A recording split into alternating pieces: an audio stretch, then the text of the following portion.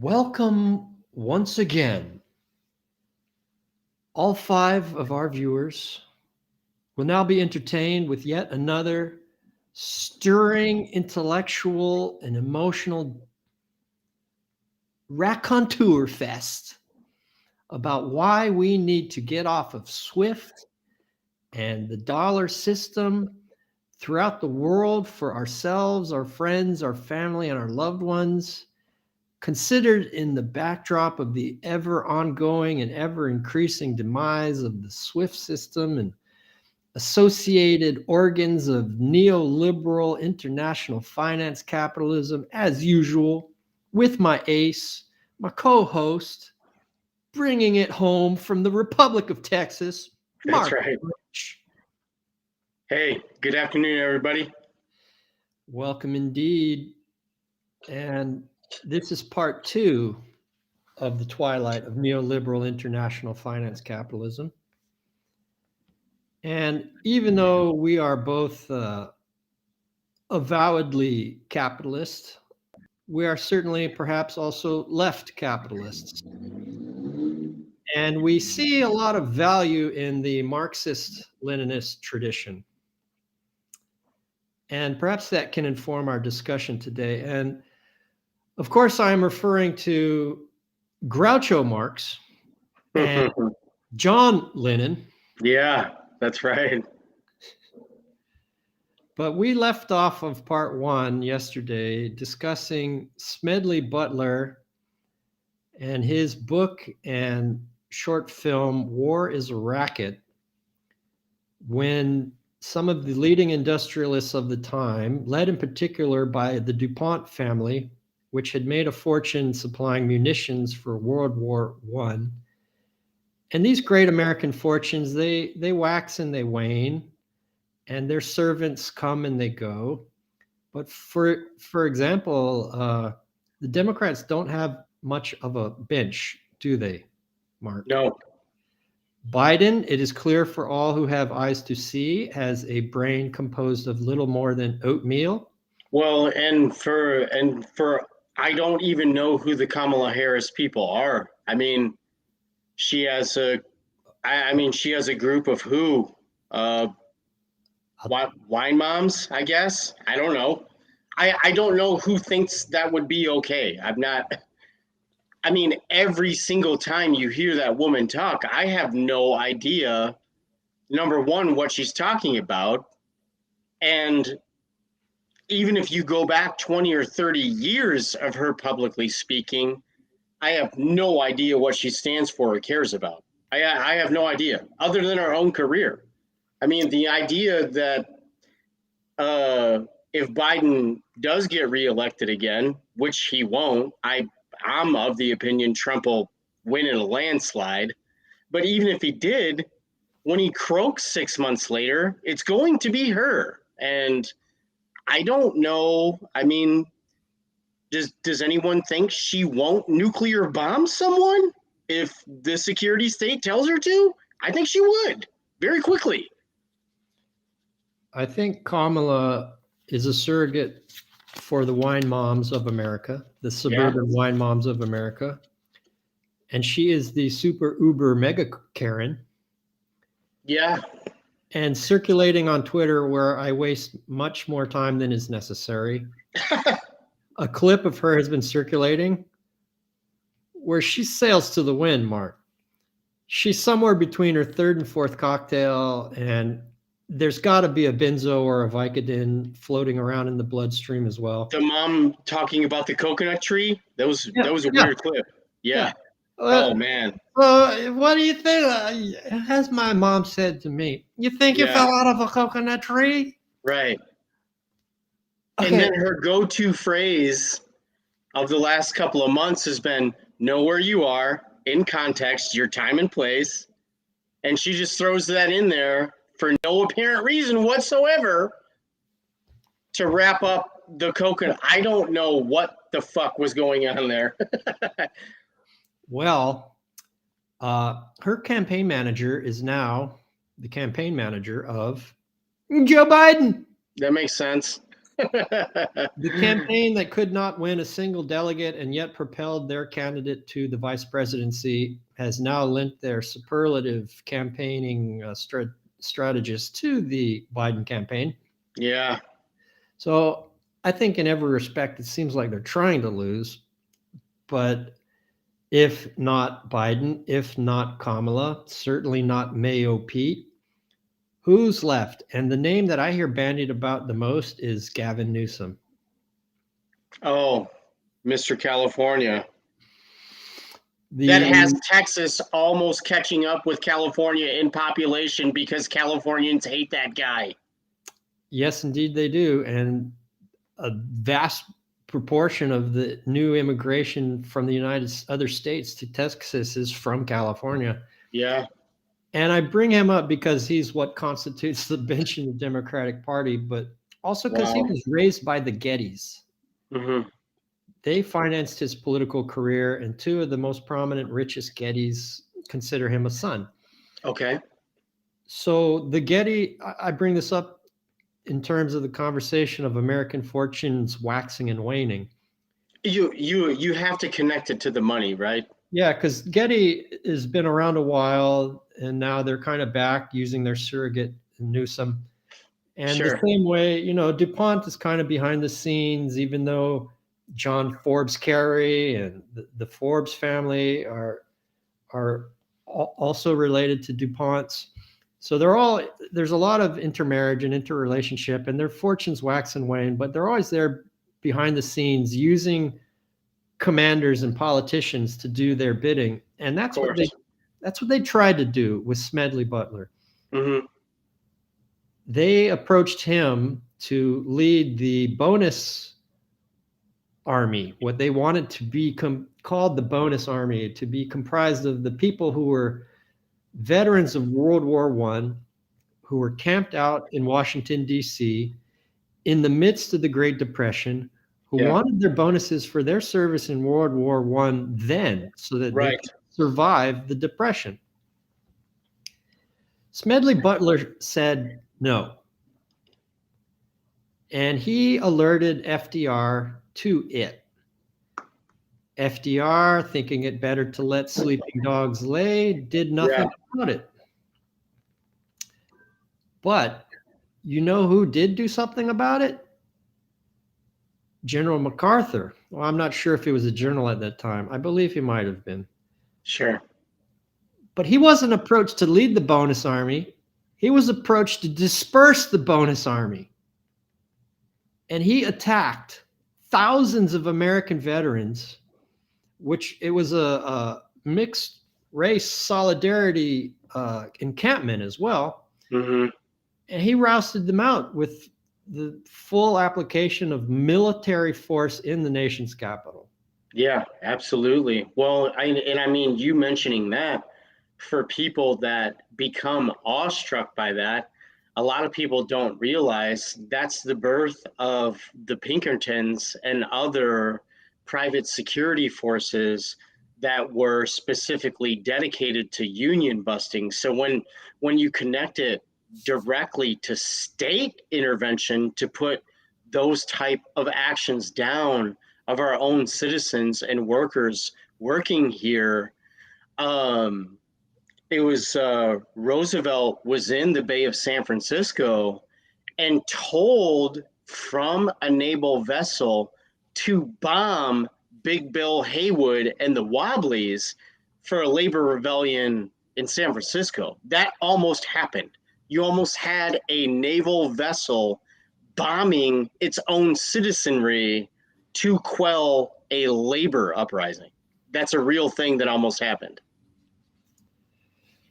Yeah, America has had the most vicious class war and anti-labor war of any of the so-called industrialized democracies. That's right.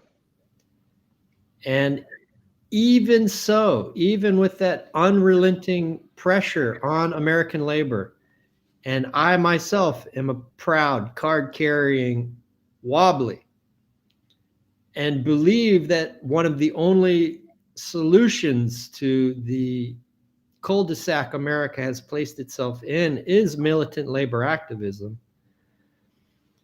FDR was only able to promulgate the New Deal because, in spite of this incessant systematic destruction of labor and left activism, beginning with Woodrow Wilson and even prior to him, was because in FDR's administration there still existed a labor movement, social movements, communist party, a strong communist party, a strong socialist party. Yeah. So as MacArthur's career trajectory advanced from being the man who dispersed the bonus army to being a commander in the Pacific Theater in World War II, to being and then the commander of the occupation of Japan, he then also was brandied about as a potential candidate to compete with Truman. And Truman, as so many American presidents were, was a cipher who was just placed there by the Kansas City political machine, rose quickly because he would reliably do the bidding of the donor class, as is the function of the president. And I think that and then in 1944 was the Democratic Convention where FDR had to bow to the city bosses and put Truman on as the vice president. That's right. When Henry Wallace had been his extremely popular Secretary of Agriculture and then vice president. And even without FDR's support, Henry Wallace took it to the convention in 44 and put a stiff challenge to Truman, but the city bosses and, as usual, the Democratic machine rolled right over any insurgent populist candidate. That's right. And installed Truman. And as Truman had to campaign for presidency after FDR died, I think it was because of the threat of MacArthur's candidacy and to distance himself from the populism of the Wallace faction of the Democratic Party that he capitulated to the passage of the National Security Act, 1949, and which led directly to the whole House Un-American Activities Committee and McCarthyite. That's right. Which set in motion the Cold War, which we are revamping again. Yeah. And I think we can see a clear line of descent from the Pinkertons, the privatized, repressive force of capital, right down domestically, right down the line to Blackwater and now Shea, XE. Yeah. The mercenaries abroad. Well, and because there's no way they could have foresaw the technology we have today, how is Facebook and Google not also the virtual electronic wing of Pinkertons? It's really that way. It's been weaponized in that way already right in front of our face. Yes, I think the lineal descendancy from Pinkerton as domestic capital terrorists, to Blackwater Shea as foreign capital terrorists, there it is undeniable. But even though Pinkerton still exists, I think we don't need private mercenary terrorists for capital domestically because, as you say so exactly, the collusion between big media, particularly big tech, Alphabet, the parent company of Google, Twitter, Microsoft, Apple, Amazon, acting hand in glove with the Alphabet federal agencies, precludes the need for a private domestic repression of information and physical coercion, because they are engaging in a relentless information war against their own people by this collusion between intelligence, quote unquote, and big tech and big media.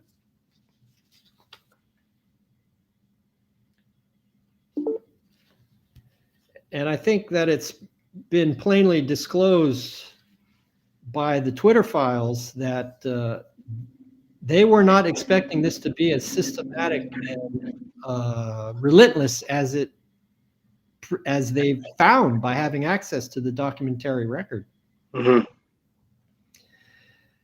And when we look at all of these think tanks, because they do try to farm it out to private organizations so that it's not so overtly the government working with big tech and big media. And what Elvis Chan, who reoccurred again and again in the Twitter files, who said that the FBI was the belly button of the USG, the United States government. Yeah.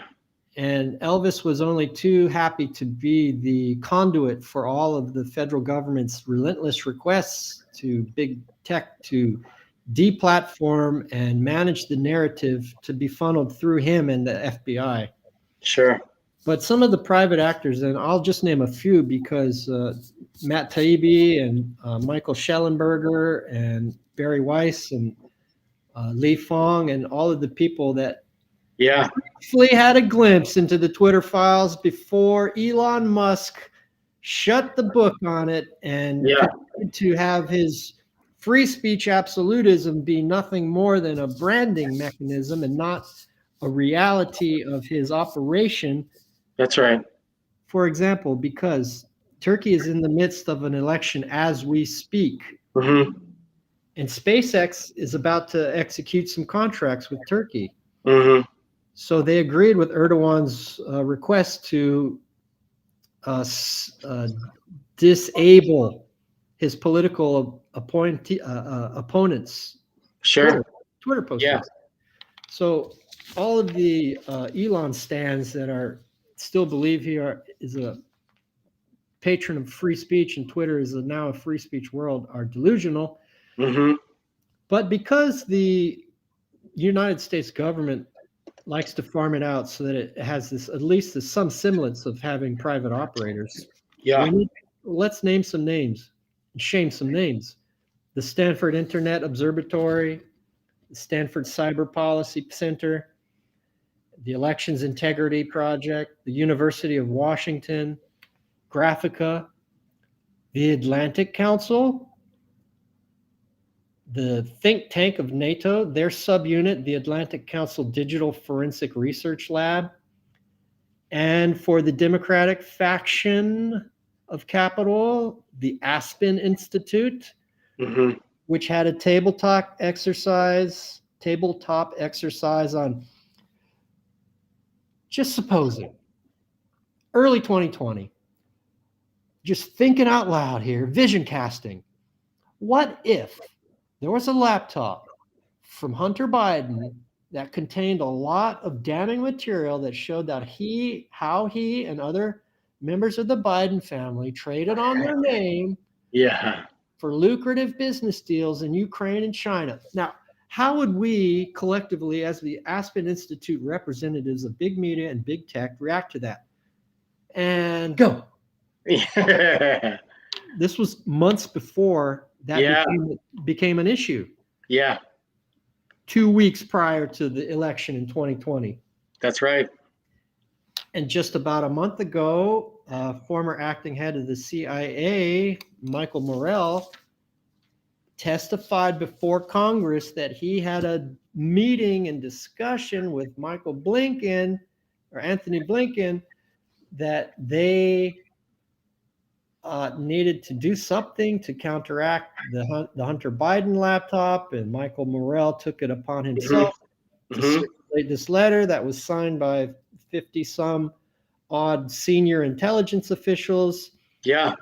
And Twitter moved into action to disable the ability to repost to the second oldest newspaper in the United States, the New York Post. Yeah. It's a tabloid rag and a bit on the right-wing side, but it's the second oldest newspaper in America, and the That's right. only organ that was on the Hunter Biden laptop story. Twitter disabled the ability to link to their story, and Facebook very much slowed down the ability to circulate that story. Mike Morrell just now testified before Congress that they did it in conjunction and sprouting out of a meeting with Blinken. This was all 2 weeks before the election. And even in spite of the pandemic, which was the Achilles heel of Trump's reelection, that probably was enough to have swung the election in favor of Oatmeal Brain himself. Yeah. And so now we are stuck with a demented fool who doesn't know where he is or what day of the week it is, unless he's got a healthy shot of Adderall. Yeah, that's completely true. And one of the other poignant, provocative, fun, relevant things that you just said in mentioning the sourcing of these materials, the University of Washington, no one talks about it ever, but for anyone that's interested in this kind of stuff, the idea that that university, who's been, I mean, that's like Silicon Valley Junior, right? For purposes. Anybody that has ever been in and around Seattle, I mean, you're talking about them doing work that's been bought and paid for. Bill Gates is a smoking gun in a bunch of the things that have gone wrong since the WTO riot in Seattle. I mean, Microsoft has been at the center of that. All of their fancy islands out there, and it's not just in the computer sciences either. I mean, with everything becoming exposed about COVID, the University of Washington for decades has had a prominent animal testing facility right in South Lake Union, not very far from downtown Seattle. So the idea that they probably were not at the forefront of gain of function and providing materials in that manner or finance to do so, I mean, that's not just a pretty, beautiful, innocent, sweet, nice school on the water in the U District at the edge of Puget Sound. There are relevant things happening there that no one ever cites or talks about.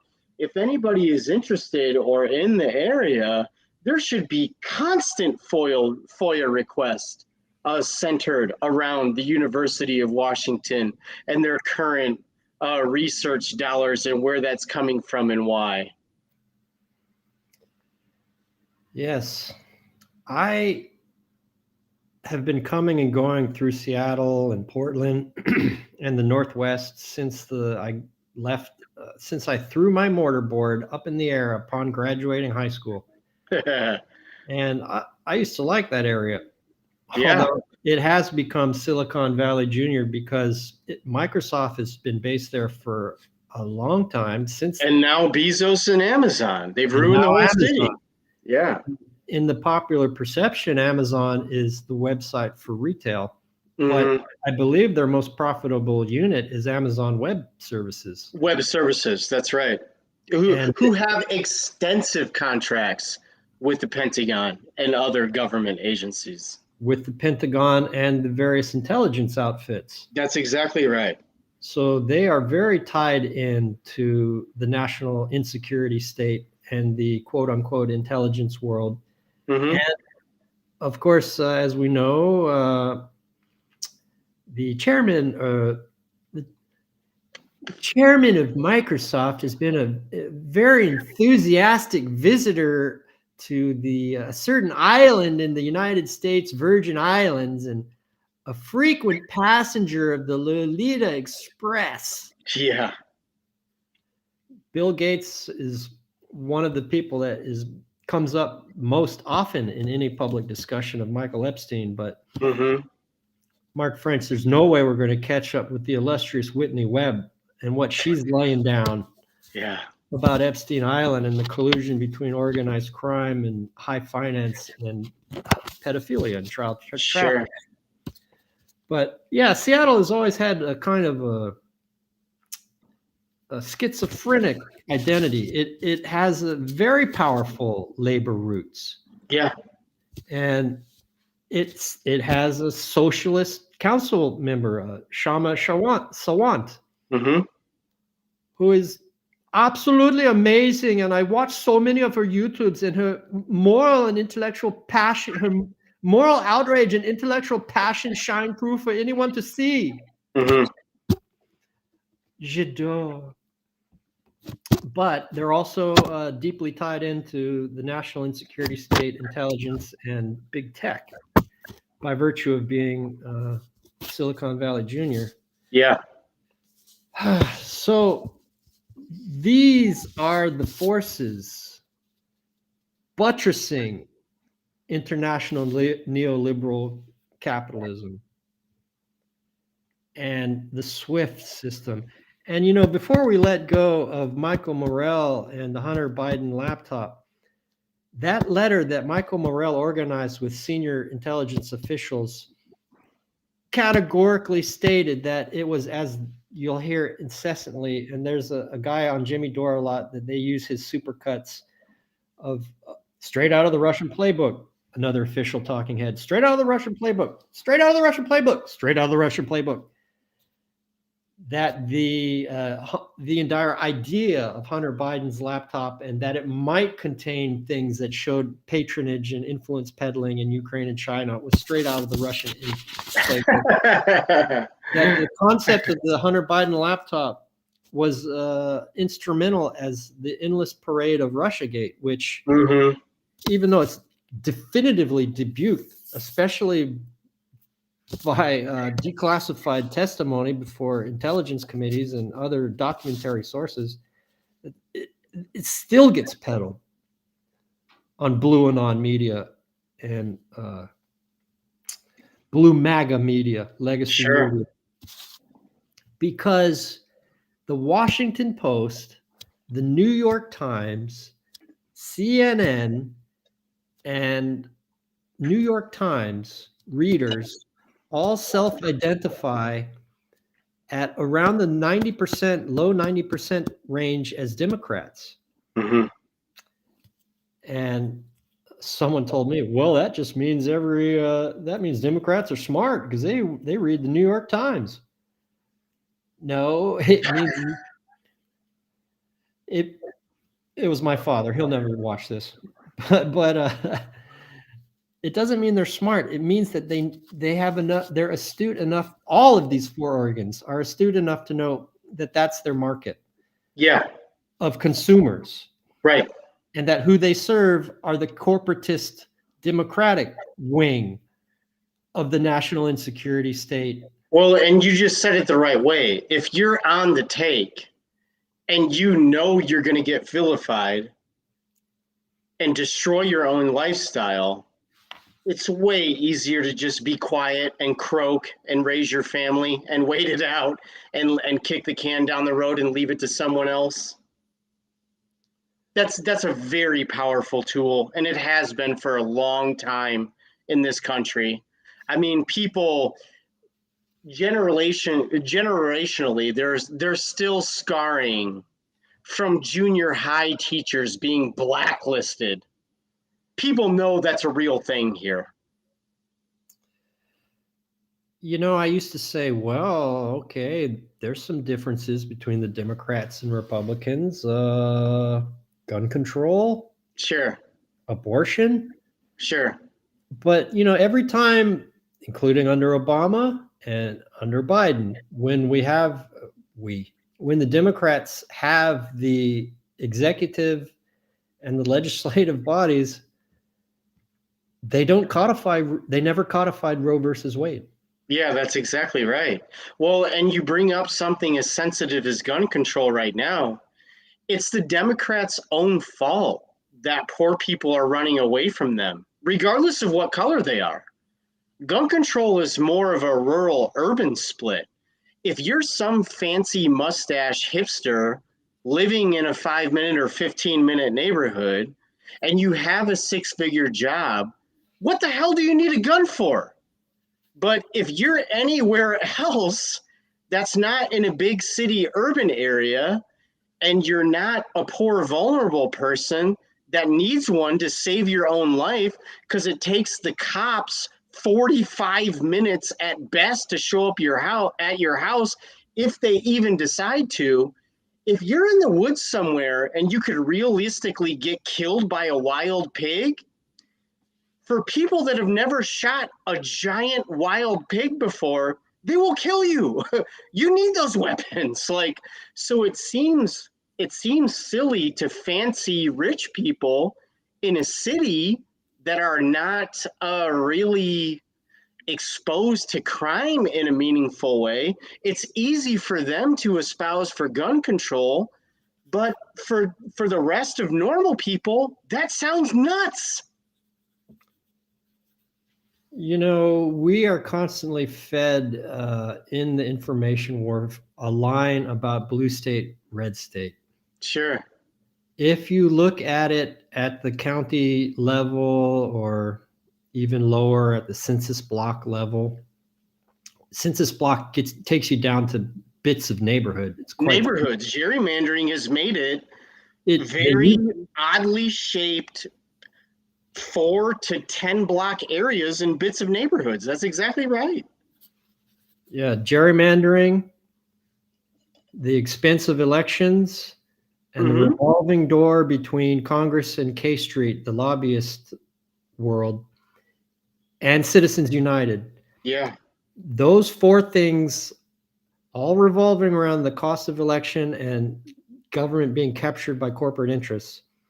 Those 4 things are the things that we need to address before anything else has any possibility of success. I think that's fair. Everything hinges on those 4 things. Yeah. And we're never going to address them. So since we're never going to address those things that are so crucial to the implementation of democracy in the United States, let's go to an easier topic and revert back to gun control. Yeah. And abortion. Yeah. So since the Democrats under Obama, when he said, quote unquote, it's just not a priority for us to codify Roe versus Wade. Mm-hmm. And then Biden didn't do it, as he didn't do jack shit of the things that even he had to campaign on in 2020. Sure. None of it. So, okay, so scratch that off. That's not a difference between Democrats and Republicans. Scratch off abortion. Gun control. Let's bracket gun control and think about blue state, red state, and then circle back to gun control. Blue state, red state. Let's take it a little lower, county level. Let's take it even lower, census block, which is neighborhoods, which allows for gerrymandering because that is what they use, the census block. As a school and nonprofit administrator, I've raised millions using that type of census block level research to see where our service populations come from. Sure. And if you get down to that granular level of demographic information, it's not red state, blue state. It's almost universally urbanized areas out into the suburbs, and most of the exurbs are blue. Mm-hmm. And the exurbs are where you get the K-hive, the proponents of people that say we need to contextualize where we are. Where are we? Where are you? Mark, did you fall out of a coconut tree? Yeah.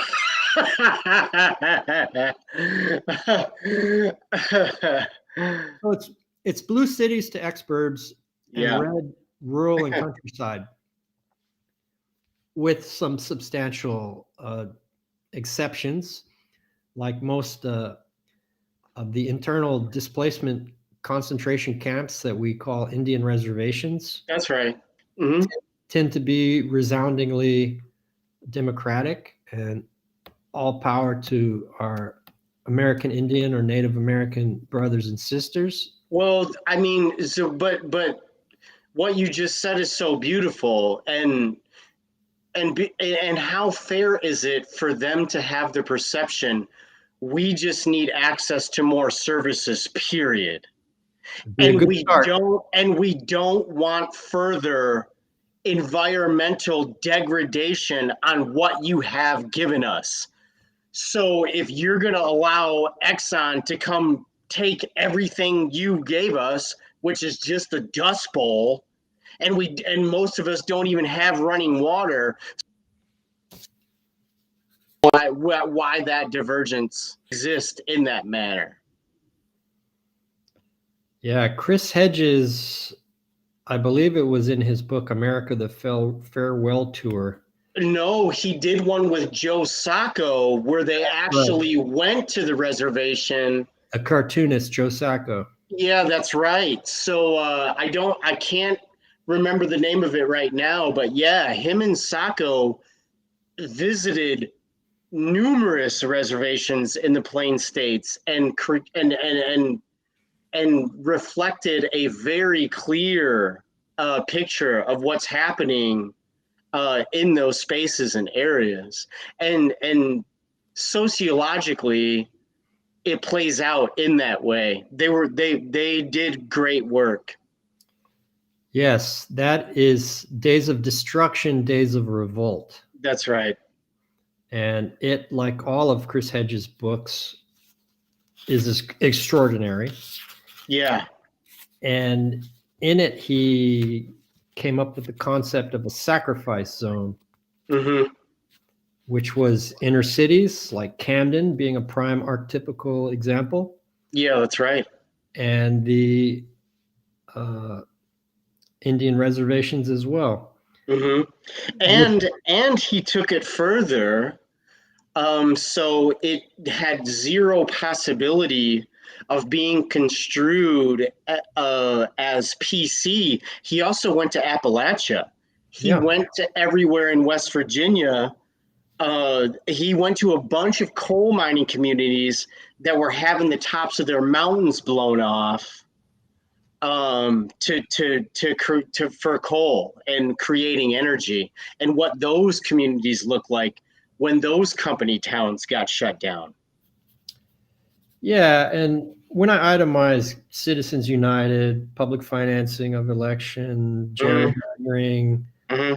and all of and the revolving door between K Street and Sure. Congress, it's also there's other things that prevent democracy from occurring in the United States, and it's the control of the DNC, the Democratic National Committee, Mm-hmm. process of appointing a candidate, not electing one, appointing one at the behest of the donor class and the 0.01%. And specifically speaking to your example of West Virginia, in 2016, every county went for Bernie. Mm-hmm. But the superdelegates, the already existing elected Democratic officials, gave the state to Hillary. Yeah. And to fully elaborate how incredibly heinous the Democratic National Committee is, and even their oral arguments before the Supreme Court, where they said explicitly that we can tap a candidate in dark, smoky, closed rooms at our complete discretion. Mm-hmm. And the Supreme Court said, yeah, you're a private corporation. Yes, you can. Yeah, and to take it a little bit further, because I'm from a blown out ghetto in Southwest Detroit, you can hear Martin Luther King Jr. in one of his speeches, The Three Evils of Society, mention the works of the Democratic Party in nullifying union deals repeatedly. One of my most popular, consistent grocery stores I was able to shop at as a kid was a store called Farmer Jack. And you can hear Dr. King in his Three Evils of Society speech the Democratic Party purposely undermined a union deal that included that as one of the stores where people in those neighborhoods, for doing things like produce and butchering and driving the trucks. I mean, you're talking about your friends and neighbors in your own neighborhood had a worse quality of life because of the Democratic National Committee and the people that they picked in dark, smoky rooms to lead the party. And it continues today. Yeah, absolutely. And how? Just a few months ago, the railroad unions were poised to strike. Mm-hmm. They're already crippled by labor law that's specifically oriented towards making the railroad labor unions weak. Yeah. They were nonetheless all poised to strike in solidarity. Oatmeal brain Biden and the rest of the Democratic Party foisted upon them a settlement that did not address any of their most basic demands. And then East Palestine occurred. And several other derailments. But East Palestine nuked an entire small town, but the Democrats couldn't give a shit because they voted for Trump. It is not that far from Pittsburgh either. There's a reason the media kept saying East Palestine, East Palestine, East Palestine. They did not want people to understand how big of cities. I mean, you're talking about only an hour and a half tops, some from really significant, large metropolitan communities.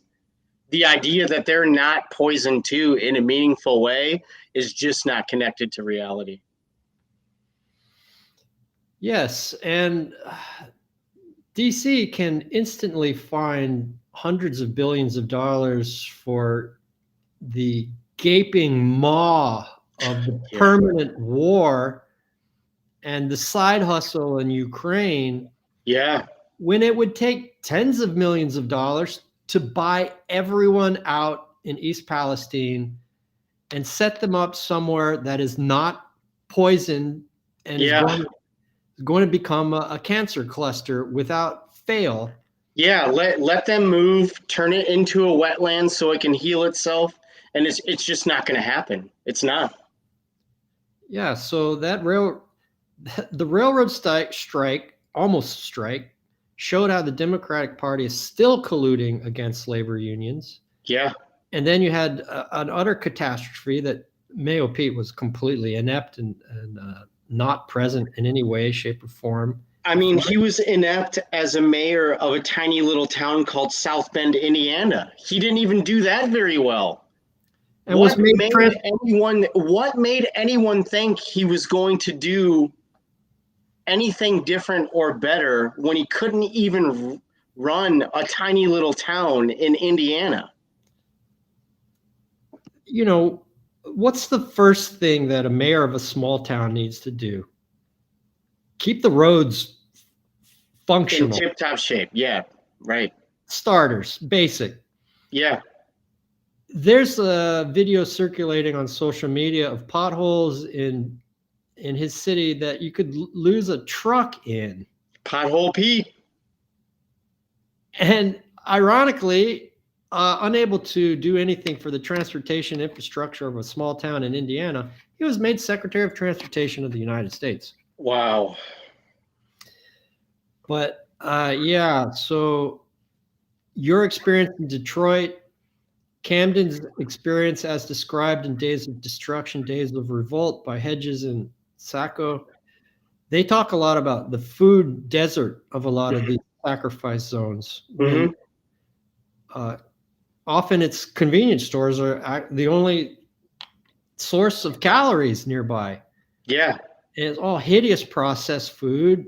You're a restaurateur and a gourmet chef. You know about delicious food and healthy food.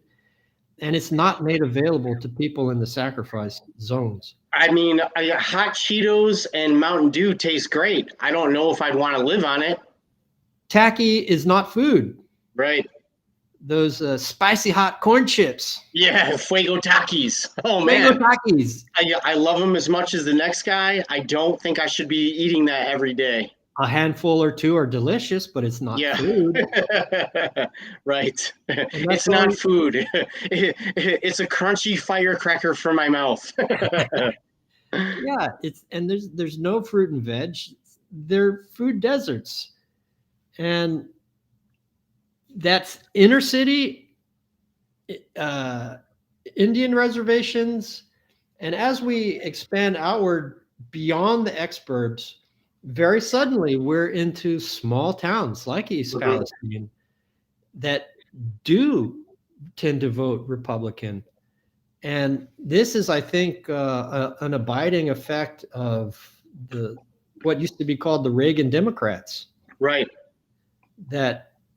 Which itself, I think, is a legacy of Kevin Macomb. It's from Macomb County, Michigan. The original Reagan Democrats were the next county up and a suburb farther up the river and lake from Detroit. They were the union guys. They were the GM guys. They were the Chrysler guys. They were the people that liked to fish. Like the original Reagan Democrats was Macomb County, Michigan. I think we can even take it back to Nixon's Southern strategy. Yeah, there you go. Yep. Which was masterminded by Kevin Phillips, who wrote American Dynasty, the 4-generation biography of the Bush family that I was trying to write, and then I found out that he'd published it. But that brought a lot of the Southern Democrats into the Republican Party. Yeah. And then when Reagan took power, he brought even more, especially rural, white, non-college educated, into the Democratic Party. To make it succinct for everybody right now in contemporary times, this is what you're saying is exactly where Ted Nugent and Kid Rock get their politics from. Yeah. Yeah. Yeah. I can't stand Bill Maher. He's the archetype of a shit lib now. He used to, yeah. He used to be adversarial and spoke truth to power and was a funny pain in the ass to the establishment. Now he's the most smug, sanctimonious establishment shit lib. Yeah, $100 million has that effect on people. You can fucking imagine. But I have watched a few of his Club Random podcasts, and the one with Kid Rock is pretty good. But yeah, so goes from Southern strategy and Nixon to the Reagan Democrats and Reagan. Yeah. And it continued. And then when the Democratic Leadership Council of Bill Clinton and Albert Gore and Joe Biden, lest we forget, he was an important player in the Democratic Leadership Council. They brought these same neoliberal international finance economics that had been within the purview of the Republican Party into the Democratic Party. So that they would be able to compete on a one-to-one basis on fundraising, and they did, and they were able to pass things that H.W. Bush could not pass, like NAFTA. Yep. And we saw America's industrial base that used to be in the exurbs,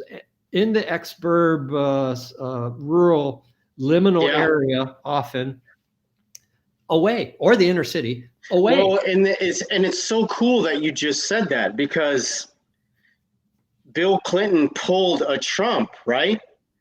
Trump speaking in a bloviating way to the public about anti-TPP, even though upon being elected, he immediately tried executing it country by country because the language are already there in the smaller way.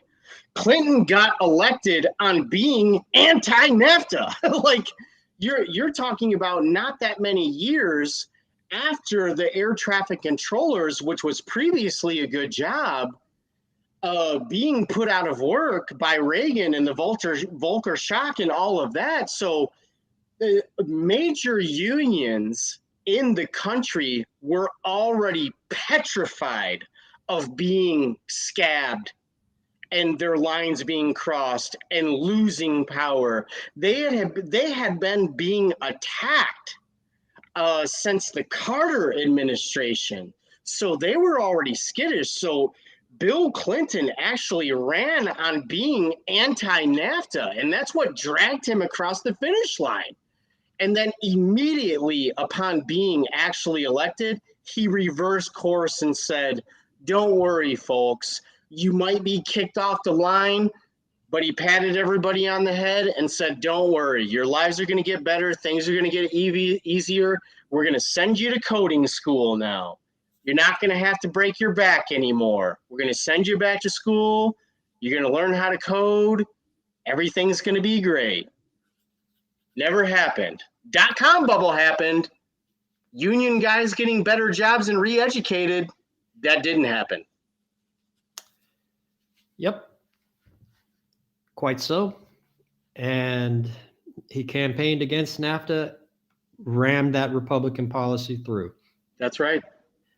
And he rammed a number of other pieces of legislation through that were central to the consolidation of neoliberal international finance capitalism's hold on American state power. These companies are transnational, and their elite consider themselves Davosman. Yeah, that's right. And as Ray McGovern expanded upon President Eisenhower's military-industrial complex to make the Mickey Mat the military-industrial, congressional, intelligence, academic think tank complex, and I would add big tech and big media, I have further thoughts on a concrete empirical conceptualization of power. I think that it is because the Occupies their great motto, and it's good to have a motto, something very straightforward, clear, distinct, and easy to understand. Mm-hmm. As Norman Finkelstein said of the Bolsheviks, red, peace, and land.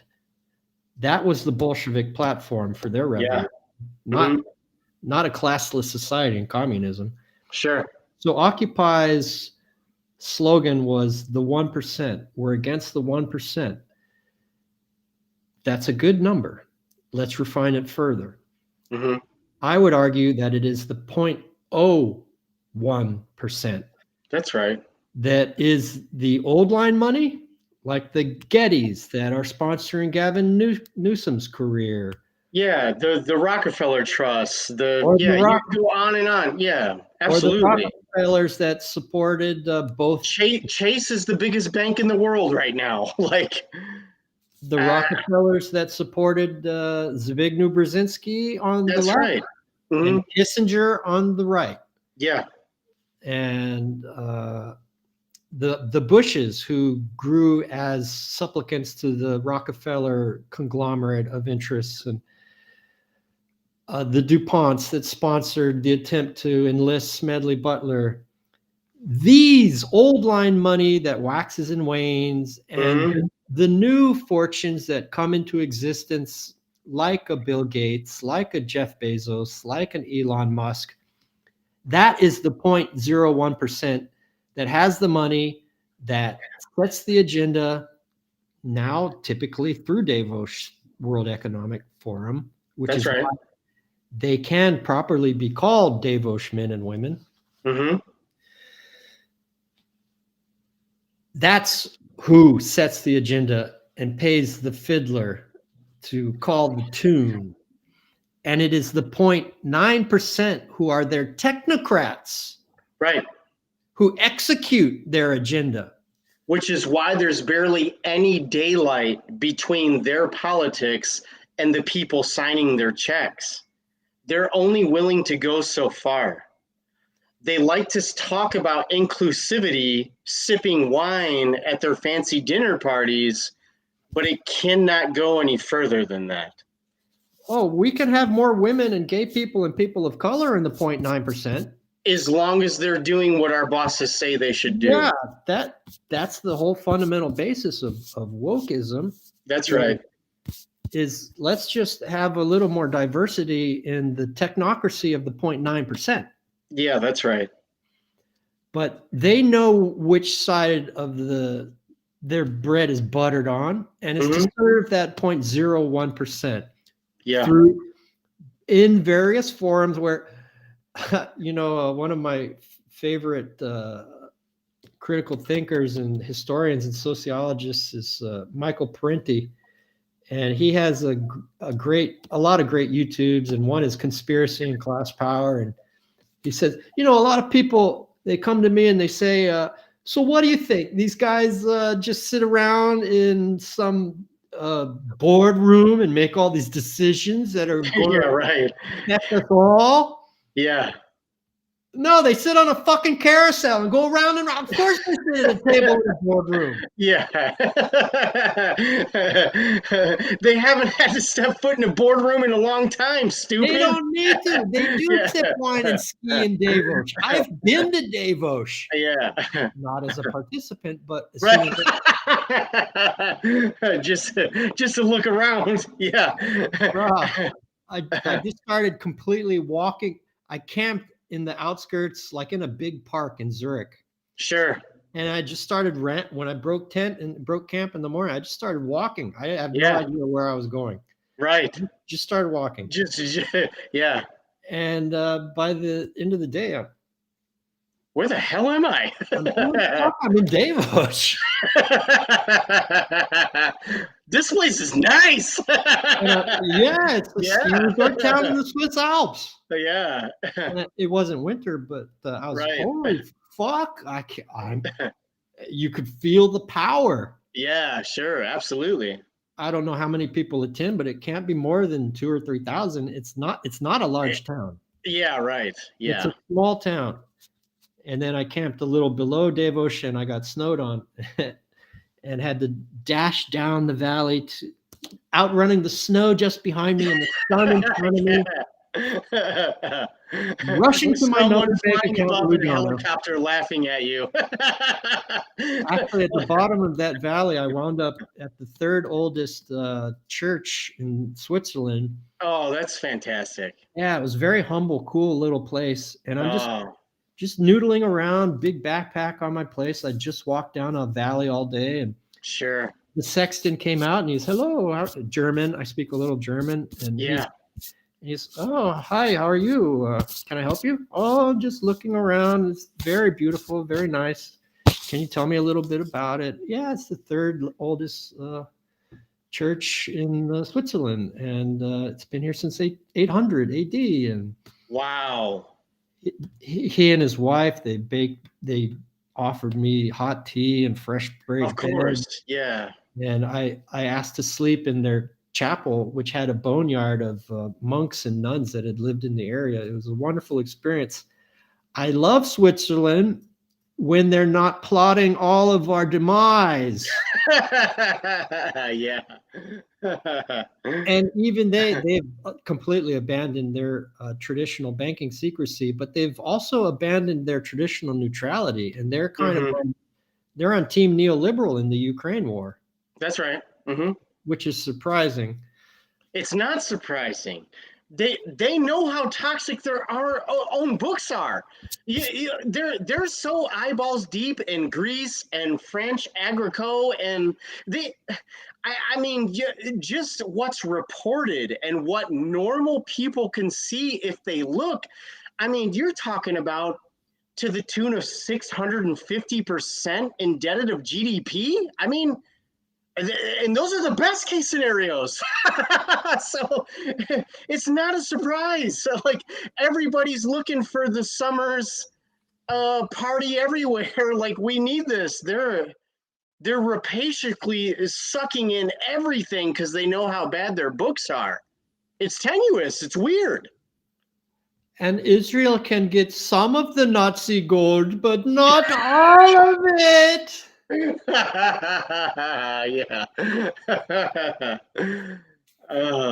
But I dwell on Davos for a little bit because it's and World Economic Forum, which was kind of virtually unknown even 5 years ago, Yeah.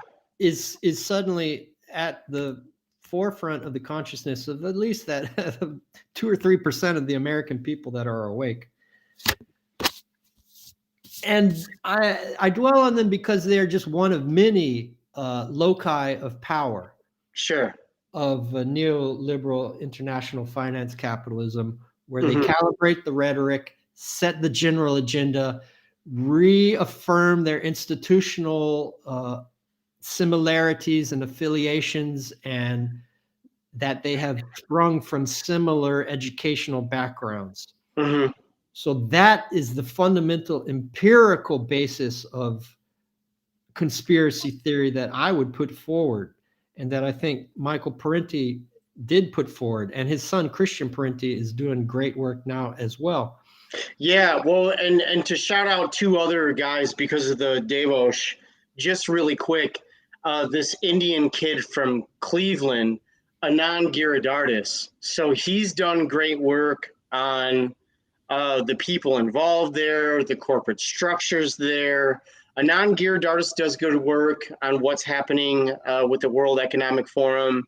Walker Bregman, he's another author people can easily find that's done really good work on the conglomerates connected to that place and why they go there and who and where they fly back home to. I think normal people aren't going to have a choice over the next 10 and 20 years but to understand places like that and the who, what, when, where, how, why. Like when we were kids, we used to just be able to read the Hardy Boys and get our dose of mystery for the day. But there are enough real life capers that are actually ruining most normal people's lives that you could write stories about that seem ridiculous, but they aren't. It's real life. It's happening right now. Yes, I will proudly take the appellation conspiracy theorist and wave it proudly as a flag, in the same way that dykes on bikes took dyke Yeah, sure, right. away from being a pejorative term. Yeah, The same way that Queer Nation in the AIDS pandemic in the 1980s took back the power of queer from being a negative yeah, pejorative term. So I will willingly be called a conspiracy theorist, but I will demand that my empirical formulation of a conceptual model of power yeah, of conspiracy theory be paid heed to. sure. And apropos Davos, Yeah, Davos Man, How Billionaires Devoured the World by Peter Goodman yeah. is another excellent resource. Mhm. And he was interviewed by Robert Johnson on New Economic Thinking, a great Yeah. Mhm. YouTube podcast. Yeah. And here is my conception of power as a conspiracy theorist. Davos, World Economic Forum, the Bilderberg Group, which I would say is an echelon even a little higher than Yeah. Davos, Yeah. where they operate by Chatham House rules, which is itself Mhm. Chatham House, another loci of power in London. Yeah. And these rules are everyone can speak freely, but it's all off the record and no attribution and no discussion of anything said outside. Right. And Davos, Bilderberg, the big think tanks, particularly in DC, Council on Foreign Relations, Yeah. Center for American Progress as Mhm. the Democratic mainstream think tank, Heritage and Brookings as a mainstream Democratic think tank, Yeah. RAND, which we mentioned earlier, Yeah. we discuss often. And on the right, we have Heritage and American Enterprise Institute. Mhm. And we could name more, but that is suffice to make the point that there are places that exist that, and people who can be named, who have names and addresses, go to these places. Yeah. And they don't plot everything, but they do calibrate their rhetoric, Yeah. discuss the general parameters of the agenda in the near to medium term, Absolutely. reaffirm their class solidarity Certainly.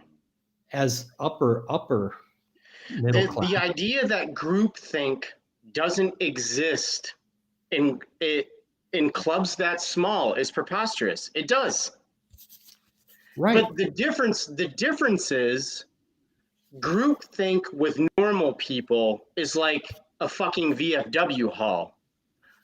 Groupthink on that level creates public policy for some of the largest economies on the planet Earth. Right. Groupthink,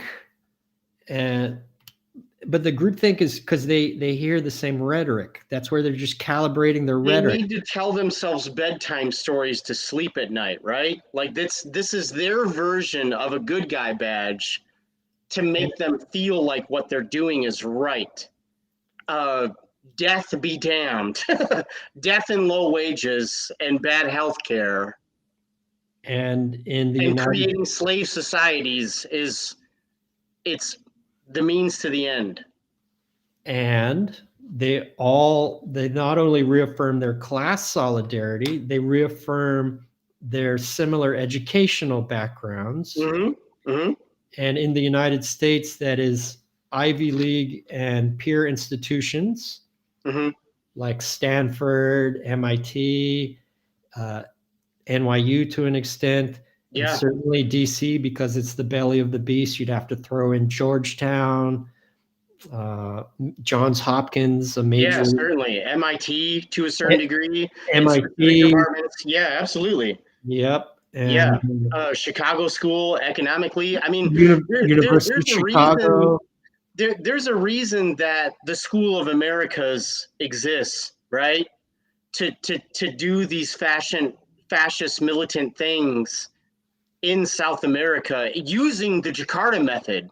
I shouldn't just say South America. I mean, there's a reason they have a militant wing so they can put on ball gowns and go to the Met and sip champagne and be in polite society while all of the starvation and murder happens elsewhere.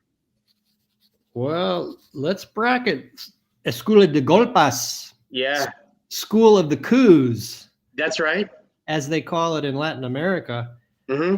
And the Jakarta method for a second, as we finish outlining who are the 0.9%. And we mentioned the schools that they went to in the United States. In the UK, it would be Oxbridge, Cambridge and Oxford in particular. That's right. In France, Sorbonne, Collège de France. Mm-hmm. In Germany, the old ones, I'd imagine so, Heidelberg and whatnot. But it's all of the elite schools from the G7 and other. Well, we can construct the West too quickly. The West is G7. It's a Venn diagram of the G7, NATO. Five Eyes. Yeah, go through it. Tell everyone. Yeah, let's do that. The first layer is the Anglo-American special relationship. Mm-hmm. The second ring outward is G7, which starts to bring in Asia, Japan. The next ring outward is just more of Europe. Let's call it EU. Yeah. And let's also call it NATO. Sure. Let's also call it the Schengen visa area, which picks up Switzerland because they're no longer neutral. Yeah. So between EU, NATO, and Schengen visa, you have most of Europe. NATO picks up Japan. NATO also picks up South Korea, a garrison state of the United States, because the Korean military cyber defense wing just joined NATO. And then we need to take a look outward, as you mentioned, the Five Eyes Signal Intelligence Consortium, which builds out from the special relationship between Anglo-Americans in World War II and the Atlantic Charter that we talked about in earlier podcasts, out towards the other Anglo-American settler colonial countries, such as Canada, which is in NATO and G7, but also New Zealand and Australia. New Zealand and Australia. Mm-hmm. And that's the West, even though it includes Japan, South Korea, New Zealand, Yeah, and right. Australia. Yeah. That's the West. Mm-hmm. That's G7 plus. Sure. G7 has 25% of the world's economy. BRICS already have, if we use international pricing and purchase parity power, 26% of the world's economy. Mm-hmm. But all of these G7 plus, the West, quote unquote, use Davos, Bilderberg, think tanks. Australia has a bunch too, to reaffirm class solidarity, educational background, and their institutional positions within this matrix. Yeah, that's right. But these people in the 0.9% are just technocrats. Mm-hmm. Politicians, lawyers, people in the Mickey mat. Yeah. People in the Mickey mat, plus the big law firms, the big foundations, the big think tanks, big media, and big tech, which will be a very cumbersome acronym, but that's how I'm expanding the Mickey mat of Ray McGovern. Yeah. That adds up to 1%. Yeah. Then you get into the muscle. That's the School of the Americas in Fort Benning, Georgia. Sure. That's client states like Indonesia and the Jakarta method, which then became a method that actually built on UK's concentration camps in the Boer War. Mm-hmm. That's right. Where the Boers were, back to gun control, where the Boers were rural landholders, farmers and ranchers that were crackerjack shots and were running guerrilla warfare against a far more substantial UK force. Mm-hmm. So their houses were just burned down and they were all put in concentration camps. Yeah. Which became a lesson for Hitler to study and a lesson for the G7 in the West to study in their client states in the Jakarta method. And they don't have to use it domestically yet because they still have the information warfare mediated by big media and big tech and the alphabet agencies in the United States. Yeah, but yet is the biggest word in that sentence. Yet, because they know the powers that be, who I can use that amorphous phrase because I've already set out an empirical description of who I'm referring to, who have names and addresses. Mm-hmm. And there's a lot of sociologists of power out there. Well, you have a really good mathematical formula too of the 2020 of inflation's going to get so bad because the bourgeoisie that currently exists in the United States, this is why they don't have to use the Jakarta method yet domestically, is because normal people don't think about this stuff. They don't care about this stuff. You can throw them in jail. They're going to die of common diseases, diabetes, heart attacks, blah, blah, blah. They're going to die fast. If they ever work, they're going to be trimming bushes or flipping burgers, or they're going to be invisible people, scrubbing toilets, nannies, whatever. They're the indentured servant class that's never going to be invited to polite society anyway. They're the gross invisible people that no one ever wants to address directly in a meaningful way. The reason they don't have to use the Jakarta method, because the economy has bifurcated so bad, the people are only rhetorically opposed. But the monopolies and silos are so severe, at the end of the day, they're on the fucking take. So they can't actually say anything because they're petrified of being vilified. So the only thing that has the potential to fracture that, they're the only people left to take taxes and money from. That's why inflation's not going anywhere, no matter how high the Fed adjusts rates. Their assets are already overinflated. They make more money than they actually need. They don't care how expensive food or gas are going out or taking their kids to movies or school, or they don't want to be associated with the plebes. So prices can keep going up and up and up, which they will, because they're the only people left to take money from. It does not take a rocket scientist to figure that out.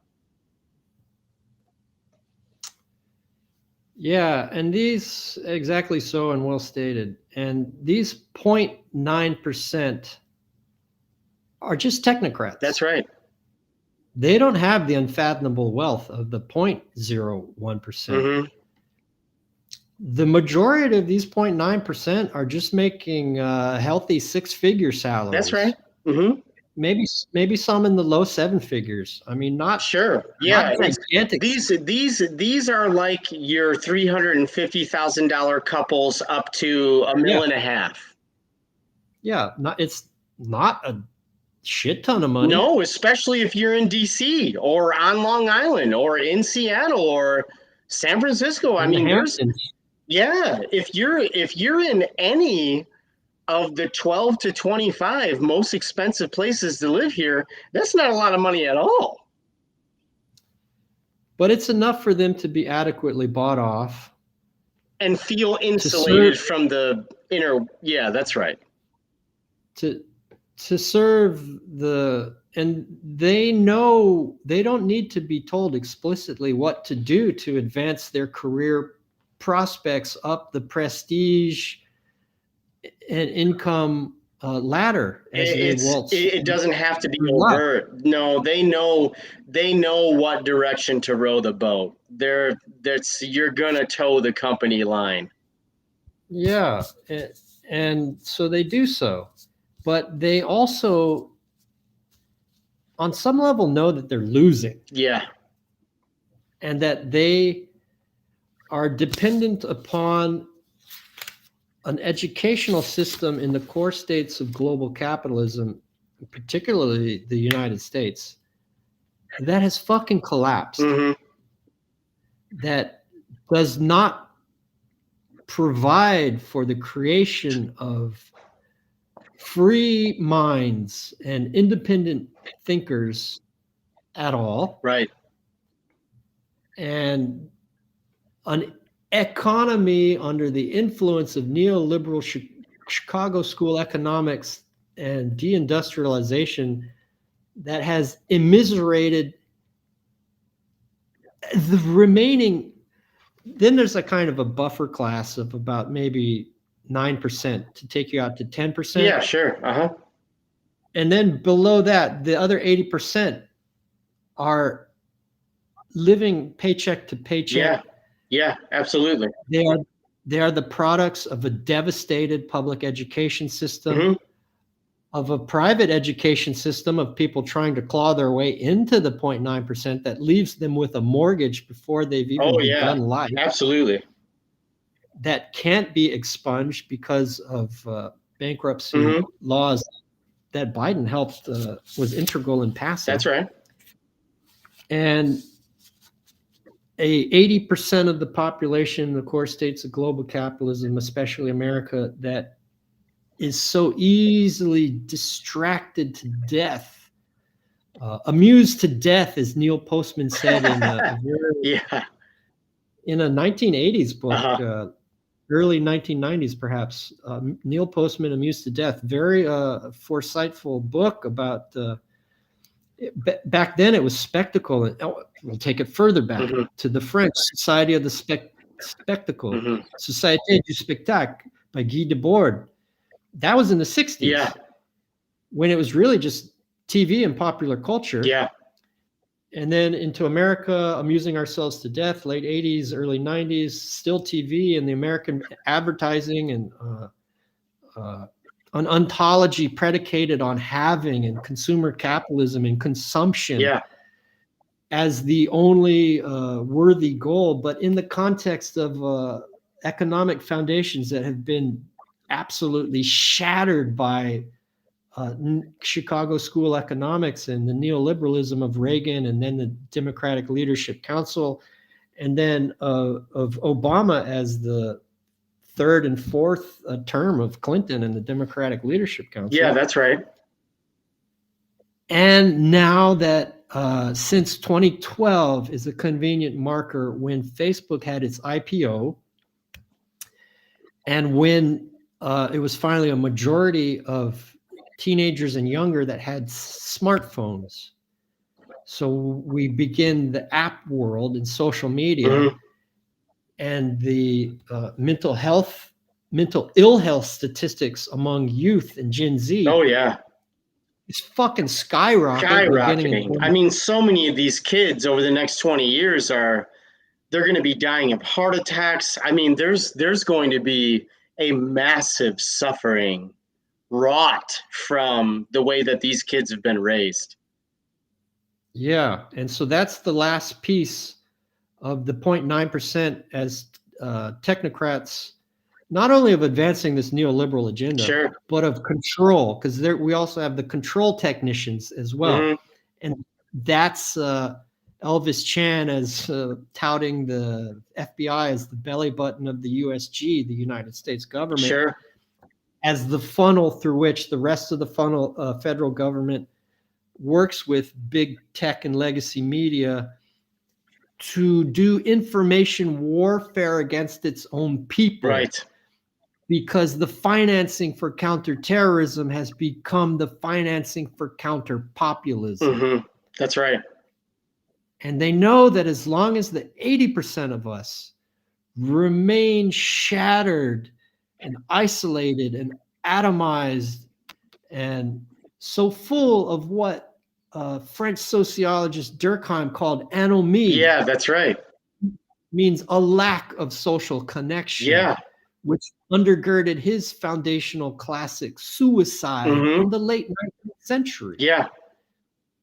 So as long as these elements of bad education, society du spectacle, and TV, and now social media and smartphones and the internet and instant connectivity and the lack of ability to memorize anything, the lack of having a moment for critical rationality on your own independently, as long as that's enough to suffice, the 0.9% of the people setting the agenda and acting as the control agents can continue apace as though this will always be sufficient for their ongoing mechanism of control, and yet they know it is not sufficient. Yeah. Right. And yet they hide themselves behind gated communities. That's right. In a kind of Richistan. Yeah. Where they have conferences with security experts and say, when the crisis comes, will I be able to attach shock collars around my guards? Because even they are the proletariat. Yeah, that's right. Mm-hmm.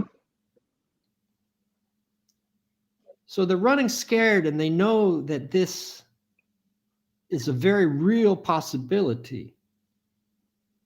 And because beyond the ex-burbs, when you get into the very small towns in the rural areas, people do cherish their guns because, as you so rightly stated, cops won't get to them for 45 minutes at the soonest. So they do need to defend themselves and their family and their property. But they also have traditions of hunting. Yeah, absolutely. And some degree of subsistence living. Absolutely. You don't need an assault rifle to take down Bambi. Right.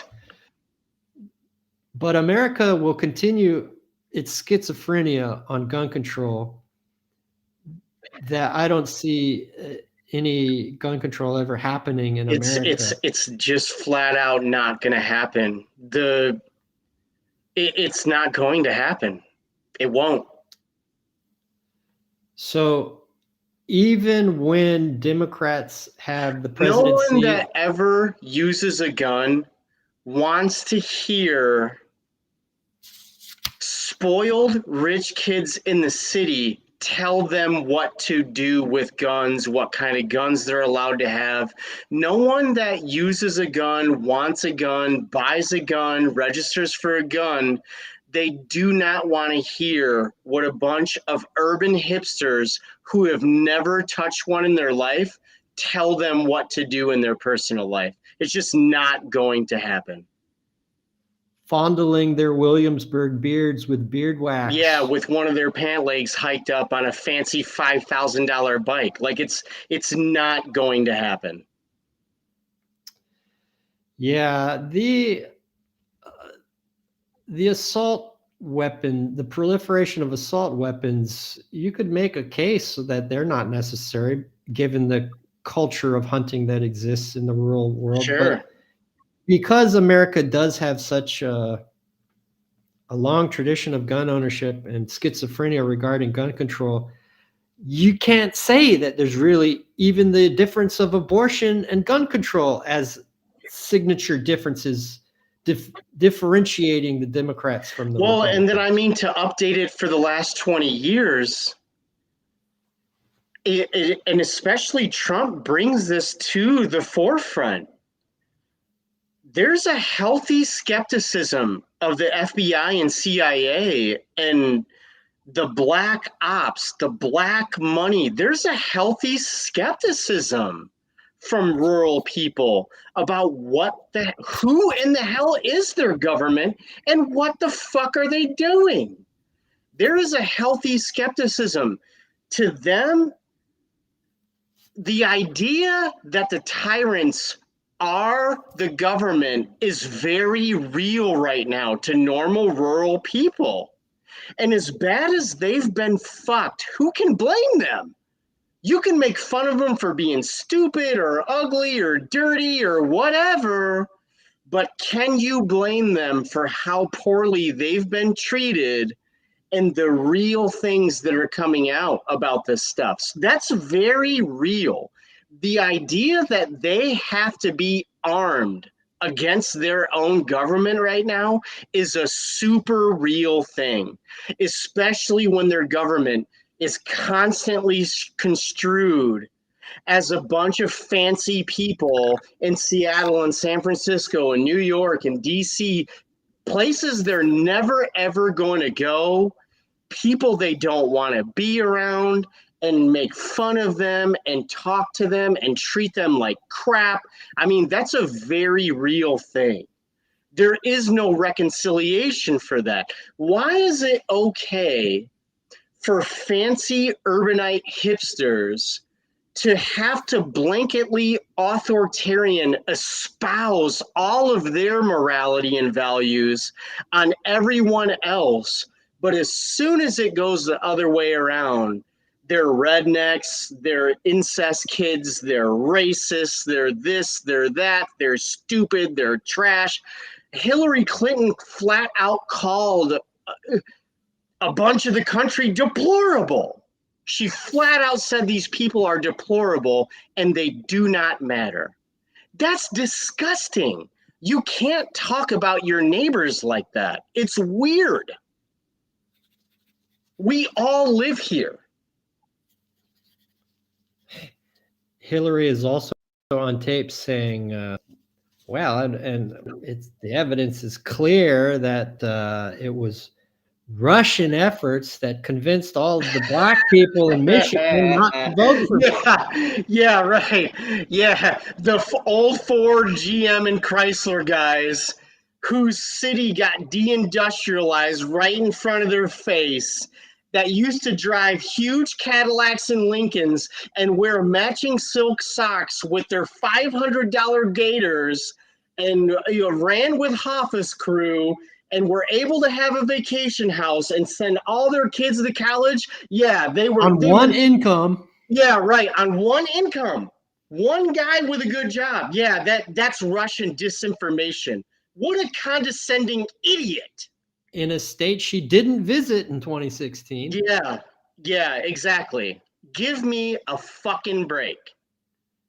Yeah, so the distrust of the repressive state apparatus of the United States government, like the FBI and CIA, used to be the province of the the liberal wing of the Democratic Party, because they saw the obvious. The COINTELPRO program of the FBI devastated they told MLK to commit suicide. They devastated the Black Panthers. They created all sorts of infighting between Black Panthers and other Black liberation, Black power movements. And they had so many informers in the New Left and the student movement and Black Power and the Puerto Rican Lords and American Indian movement and their incident at Uglala. Sure. And, endless assaults against anyone trying to create a better world for the people came from the CIA and the FBI, and that made it a democratic issue for a long time until now. Mm-hmm. It is the Blue Anon and the Blue MAGA that are the greatest acolytes of the national insecurity state and the federales and the intelligence, quote unquote, entities. And the cardinal disrespect that you so rightly put your finger on of these self-anointed bi-coastal elites who explicitly refer to 99% of the country as flyover country. Because if it doesn't happen in the dream factory of Los Angeles, or the tech center and academic center of cultural center of the Bay Area, or the tech junior center of Seattle, or the academic center of Boston, or the advertising dream factory and high finance center of New York and capital of the world, as it tries to portray itself as. Well, how hilarious as DC. If it doesn't happen in any of those coastal cities, it's irrelevant to the bi-coastal. DC has the highest median wage in the country right now. Does corruption need to be exposed in any more? What the fuck does DC do? What do they export besides bullshit? War. Yeah, that's it.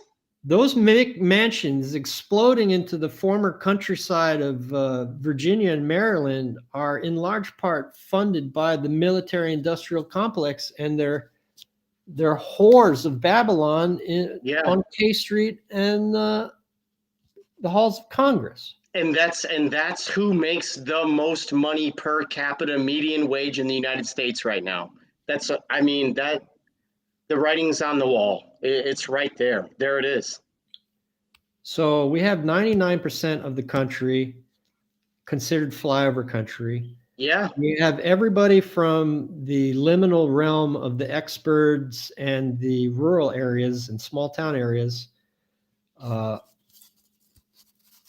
feeling, correctly so, shit upon by the bi-coastal elites while their world is being destroyed around them and armed to the teeth.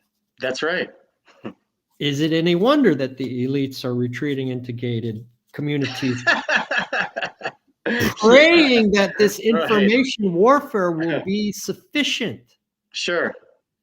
But I think you, I, the Seviers, our friends, loved ones, and our 5 listeners, and everyone who has the time and inclination and constitution and at least some educational background to be able to pay attention to these types of developments and their historical origins knows that at this point we're just rearranging deck chairs on the Titanic. Yeah. Which is why you, I, our 5 listeners, and those who are awake in the United States and the core states of global capitalism need to start thinking about escape routes. That's right. So I spoke yesterday in our part 1 of this twilight of neoliberal international finance capitalism. Sure. About what I saw as Hinge jurisdictions. And Switzerland certainly worked fine for Alan Dulles and Wall Street and the Wall Street Nazi connection. Yeah. Via the Hinge jurisdiction of Zurich. and the Confederatio Helvetica, CH, Switzerland, worked well in World War II. But now we need to consider other ones, Mr. French. That's right. And I would propose 3 that have leapt out at me quite overtly. Oh, fun. Hong Kong, Mm-hmm. Dubai as the flagship of the United Arab Emirates, although United Arab Emirates as a jurisdiction as a whole, and Hong Kong. Okay. Because as we see SWIFT and the dollar, obviously, certainly also World Bank and IMF, weaponized as instruments of financial terrorism, Mm-hmm. people don't want to play anymore. No, yeah. You know, while Biden was making a very belated but very necessary departure from 20 absolutely pointless years in Afghanistan, Right. in such an amazingly internationally embarrassing, disorderly fashion. Iraq and Afghanistan. I mean, it just immediately is swept under the rug. Leaving American soldiers behind enemy lines, which would have never happened ever before. Yeah. Ever. But the entire world is glad that it happened. But while that was happening and commanding they call it the 24-hour news cycle. It's the 20-minute news cycle. That's right. You just repeat the 20 minutes. I mean, Russia today is some boogeyman of Russian propaganda. It's not, but they do top of the hour news for 10 minutes, and then they have regular programs and documentaries. Why the fuck can't MSNBC, CNN, and Fox do that? Yeah. Instead, they just do it on the 20-minute loop. But while the 20-minute loop was portraying the laughable departure from Afghanistan, and no one paid attention to the last time the Washington Post did actual investigative journalism, the Afghanistan papers, which showed documentary evidence from the Inspector General that from weeks after entering Afghanistan, from Rumsfeld down, they had no idea what they were doing there, what their strategic purpose was, or how to get out. And say what you will about Powell, he was definitely in that 0.9% of lackeys. Yeah, absolutely. But Powell doctrine in Iraq in Gulf War 1.0 had at least the intellectual clarity of saying, have a clear mission, a clear exit strategy, and go in with overwhelming force. Okay, Yeah. reasonable. Not well, Iraq War Gulf 1.0 was not, but having a clear strategy and a clear exit strategy is reasonable. But while Afghanistan withdrawal was taking place, guess who Saudi Arabia signed a defense agreement with? Israel. No. And they're talking with Iran. Well, they signed one with the Russian Federation. Oh, that doesn't surprise me in the slightest. During the Afghanistan withdrawal, Saudi Arabia, which has been the bulwark of the petrodollar, yeah, ever since Kissinger went over to Riyadh in 1974, I believe, shortly after Nixon took America off of the gold standard, we tried to find a new version of the gold standard by saying that in exchange for our military protection of your Saudi oil fields, you will price oil in dollars. Mm-hmm. And since then, 50 years later, we've been living under the petrodollar. That's right. And that has been a major source of strength for the dollar. But they themselves, the cornerstone of the petrodollar, just signed that military agreement with Russia. And China just brokered peace between Saudi Arabia and Iran. And that has set off a cascade of peace initiatives throughout the Middle East. For example, Syria has just joined the Arab states or the Arab League. Yeah. Rejoined the Arab League. Right. So we're starting to see, and speaking of Davos this year, the Saudi finance minister said we're open to selling our oil in currencies other than the dollar. And Macron himself just went to China and bought Russian oil via the United Arab Emirates in UAE, but through the Shanghai Petroleum and Natural Gas Exchange. That's right. Because the Shanghai Petroleum and Natural Gas Exchange has already set up a central bank digital currency for the yuan. Mm-hmm. They've been running that since 2018. Yeah. Nigeria, a major oil exporter, has been selling their oil to China through the petro-yuan since then. And China and Hong Kong and Taiwan and Singapore, another Hinge jurisdiction, yeah, all collaborated on a central bank digital currency for Belt and Road Initiative financing. So you're starting to see the emergence of not only separate bilateral security arrangements, but separate financial infrastructure arrangements that provide ways out of the SWIFT system. Yeah, and no one knows about the unreported gray market, if you will, clearinghouses set up to circumvent these things faster and cheaper and quicker. This is happening all the time. All of these industries pop up every time. The United States has so many countries sanctioned. It's basically a black market economy just to skirt American sanctions. There's bilateral currency swaps proliferating everywhere. Everywhere. China has, I think, with over 40 countries by now. Yeah. ASEAN is saying, "Oh, why the fuck? Wait, we're over here in Southeast Asia. What the fuck are we doing using dollars?" Right. They're about to go yuan. Yeah. Currencies are about to be proliferated. The SUR in Latin America, that Brazil's into it. Yeah, they don't care. Mm-hmm. The BRICS are probably poised to vastly expand their membership in their June and August meetings. Absolutely. And also start a currency.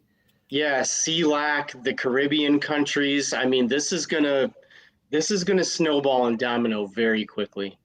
The International North-South Transportation Corridor from Russia to Iran to India is creating a golden currency, a commodity-backed central bank digital currency for their transportation corridor. The United States and Britain did nothing for India of any significance. The days of them playing both sides is becoming more pointless by the day. Yeah. So we have the 0.9% of G7 or the West, as we've described them, as the technocrats for this dollar-led system and SWIFT-led system.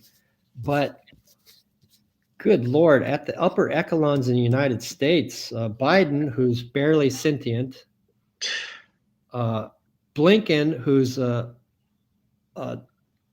second-rate Michelle Flournoy, who herself is a Democratic neoconservative warmongering sleazoid. Yeah. A whore to the military-industrial complex. Yeah. Right out of the Clinton-Kissinger mold. Yeah, she was very high up in the Bill Clinton administration and wrote the quadrennial defense policy review in the waning years of his administration. Mm-hmm. That you can look at Paul Wolfowitz's 1992 Defense Planning Guide. Mm-hmm. Then look at Michelle Flournoy, a Democrat, her quadrennial analysis. I think it was 1999.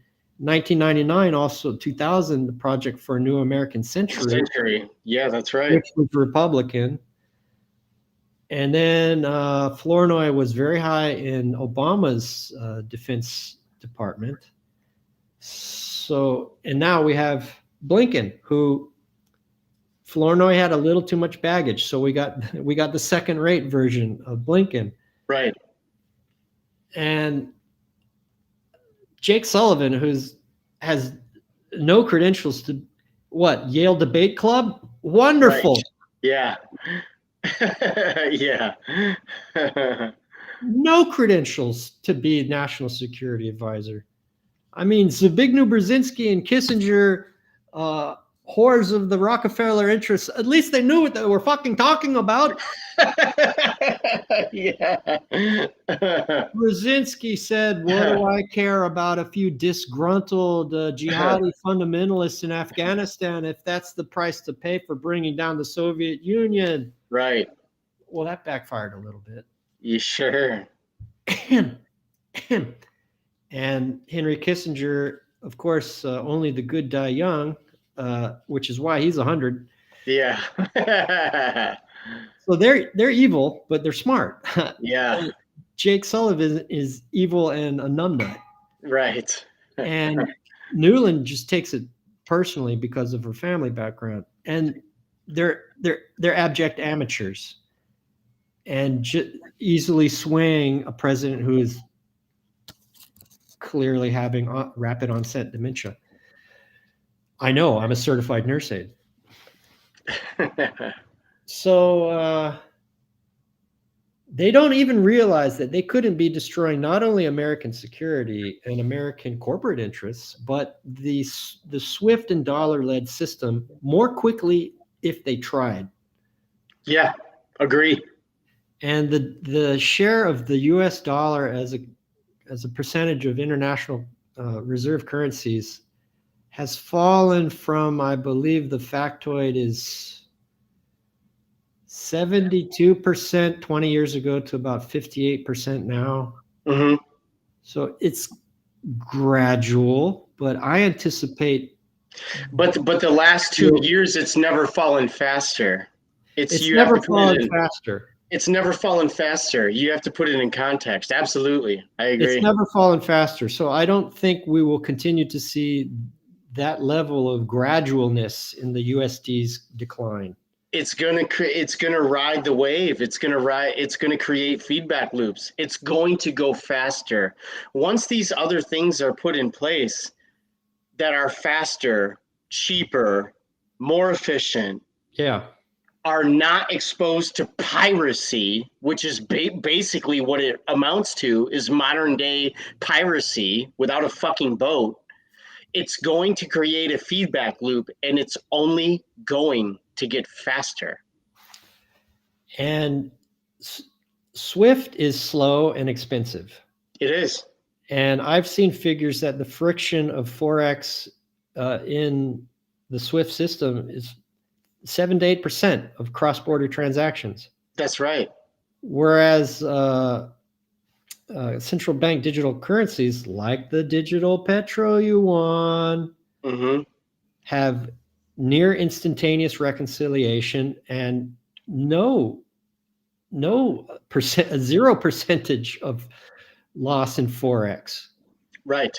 So I'd be surprised because we're looking at, I think, 4 potential new currencies in the very near future. Eurasia Economic Union, the BRICS, the SUR, and the International North-South Transportation Corridor. That's fair. And they will probably be backed by some combination of gold and commodities and the other sovereign currencies that are being used by the countries trading. That's fair. That's the direction it's already going. Yeah. So I think that the fact that they've already worked out the kinks on the digital yuan. They've already worked out the kinks because that's what's being reported to the general public. That means it's already a little bit more refined. So as they go along and actually get these international legal agreements done, it's basically their monetary version of the TPP. The language is already there and it's already in place. So as soon as everyone tells each other, ouch, this is where it hurts and why, and they clean that up a little bit, it's going to get done. It's going to get more refined and smoother and faster and done even faster.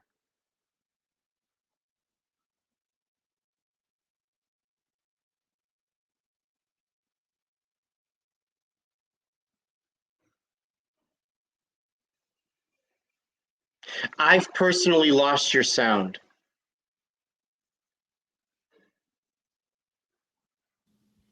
I was muted. It is not going to happen overnight. Mm-hmm. It will accelerate. Yeah. There are 4 currencies in the offing. It will accelerate compared to the rate that it's been decreasing as a percentage of global reserve currencies over the last 4 years.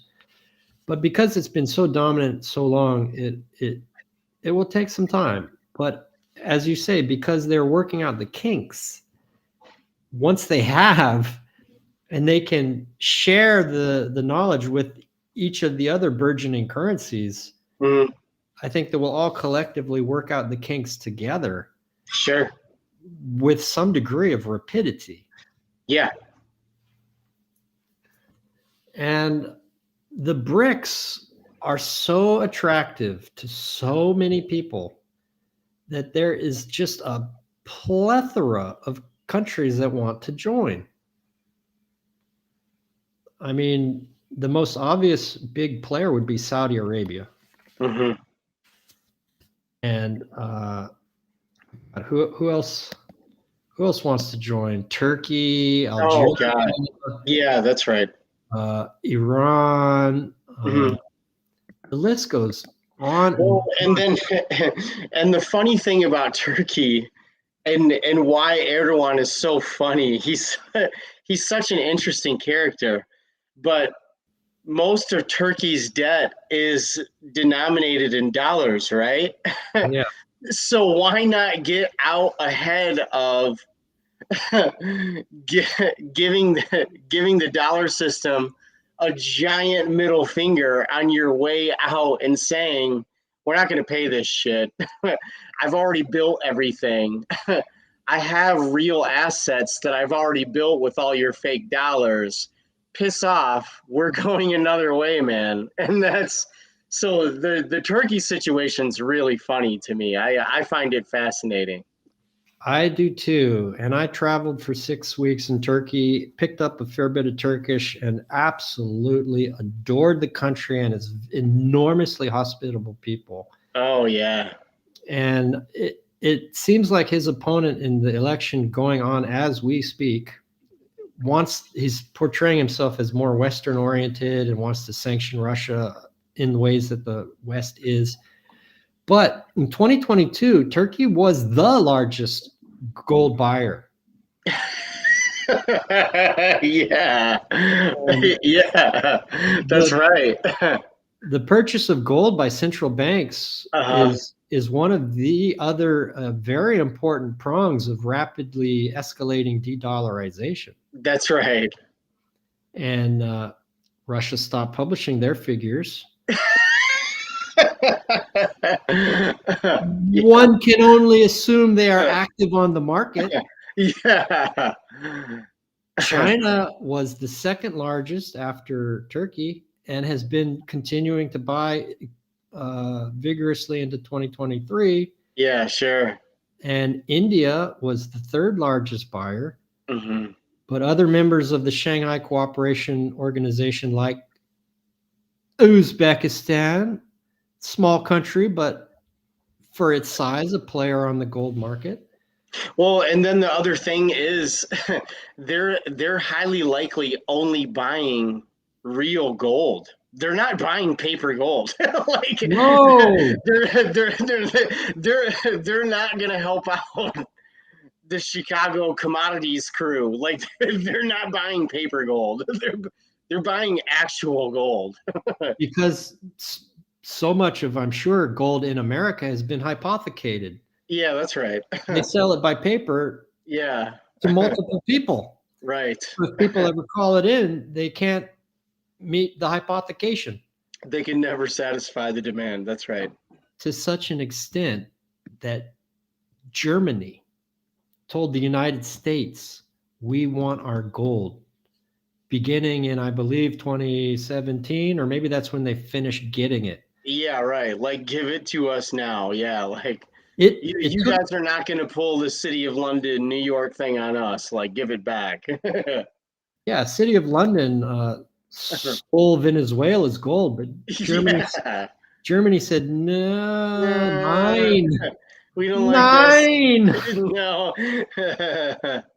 And it took a few years. And Right. the United States was, oh gosh, why would you want your gold? Well, I can't believe it. Yeah, well, you know what we do. And it took a few years for them to start the process, and it took a few years for the process to occur. But Germany didn't trust US hypothecation of paper gold either. They demanded Mhm. gold physically. And Yeah. all the countries buying gold now are taking physical Yeah. delivery. Mhm. That's a big prong of de-dollarization. I found this. I made the mission of researching because I'm. This country wants to join BRICS. That country wants to join BRICS. All right, who are the countries? Here they are. China invited to the BRICS 2017 summit Egypt, Kenya, Tajikistan, Mexico, and Thailand. And the BRICS foreign ministers meeting in May 2022, ahead of the BRICS summit later that year, were Argentina, Egypt, Indonesia, Kazakhstan, Nigeria, United Arab Emirates, Saudi Arabia, Senegal, and Thailand. Yeah. Thailand, which was an early trial participant in the digital yuan. Mhm. And they have also developed a formula for including some of the G20 developing economies, in particular Argentina, Indonesia, Mexico, Saudi Arabia, and Turkey. So there it is. There's your list. We can also add a few more. Sergei Lavrov recently said that over a dozen countries have asked to join, including Algeria and Iran. Mhm. Saudi Arabia, Turkey, Egypt, they're in the process of applying. Yeah. Afghanistan, Bahrain, Nicaragua, Yeah. 2 nations from East Africa. I would imagine one of those has to be Kenya because China is making the port of Lama, Kenya. I would be shocked if Iraq doesn't try and figure it out soon and apply. And one from West Africa, which is Yeah. probably because China's trying to make a Belt and Road across sub-Saharan Africa Sure. from Kenya to West Africa. So Mhm. there's about 20 countries that I Yeah. think are really firm candidates to join BRICS Absolutely. and leave the SWIFT system and the dollar system. Yeah. So even though it has been a gradual process over the last 20 years, we can very safely say it will accelerate. And we could say with some degree of precision that it might be a rush to the door. Yeah. In which case we might see something what I try and sum up with the snappy slogan of 2020. 20% inflation in the United States, Right. 20% interest on our treasury bills because no one wants them, Right. and 20% a gallon gasoline Yeah. because we're going to be neck deep in inflation. Yeah. Because the inflation numbers as they are now in the United States are full of shit because they just keep being rewritten, particularly in 1980, but since then as well, Mhm. make the number lower. Right. If we were using the mechanism of the pre-1980 reform manipulation of how inflation was calculated, a good thumbnail is just double it. Right. So what are we at now? Like 7 or 8%, So maybe a little. yeah, it's like 8.5 real. Yeah, sure. So Maybe a little higher for food, sure. energy, and Yeah, if you do the core essentials. plus, Yeah, yeah, core plus. absolutely. Uh-huh. We'll double even core plus, and then Yeah, right. we're probably getting into what the real inflation in the United States is. Sure. So 20 Yeah. 20% T-bill returns, 20% inflation, and 20% gas per gallon. In which case, yeah, there'd be a fucking rush to the exit, because even if T-bills are at 5-something% now for Mhm. short term, Sure. long term is 3%, which is why we're having a banking crisis, because a lot of the Right. banks were in long-term T-bills. Yeah. But Hence the dreaded inverted yield curve. which has predicted recession 8 out of 9 times in the 20th century. Dun dun dun. It's coming. Yeah. Something bigger than 2008 will hit the United States. Well, this time it's bubble everything, right? Like a fucking aquarium. Last Yeah. time they tried to hang their hat on subprime mortgages. This one's bubble everything. Sunbelt residential, commercial everywhere. Cars, student Cars, student loans, loans, the debt. credit. Yeah, it's on and on and on. There's no way the American federal debt will ever be repaid, which is why China has stopped buying. Well, not stopped, but significantly slowed. Reduced. Yeah, They've it's reduced to their lowest level since, I think, 2012. yeah. They are buying And a lot of. honestly, if they figured out how to effectively, in a cost manner, get India more power and water, they would have already completely switched over to a 1950s style American consumer economy. Like And roller skates, hot rods, the whole deal. It'd be Chinese happy days if they can just figure out how to make the Indians do all of their work. And I guarantee they're trying to. Well, I've heard it said that the Chinese economy is one of inspiration and the Indian economy is one of perspiration. There it is. There's Yeah. some truth to that, because China is such a formidable power in the world of intellectual property theft. As was the United States. And all these American CEOs, they just that cotton gin was quite British. yeah, it's what every up and comer does. Oh yeah, right. But the American CEOs are just salivating at oil for the lamps of China. That was in the 19th century. They're still Yeah. that was whale oil lamp. Oil, yeah. Like, yeah, that was the Theodore Roosevelt. Earlier. Let's murder 2 million Filipinos because there she blows. They seriously murdered a couple of million Filipinos during all the Banana Republic days just so they had somewhere to sell cattle and like bananas and stuff. The UK's participation in the Boer War in South Africa is given all the credit for concentration camps, but believe me, the American occupation of the Philippines after the Spanish-American War was no slouch in concentration camps and wholesale murder. Yeah. For some reason, the Philippines still love Americans. Because the French treated them really bad too. And the Spanish.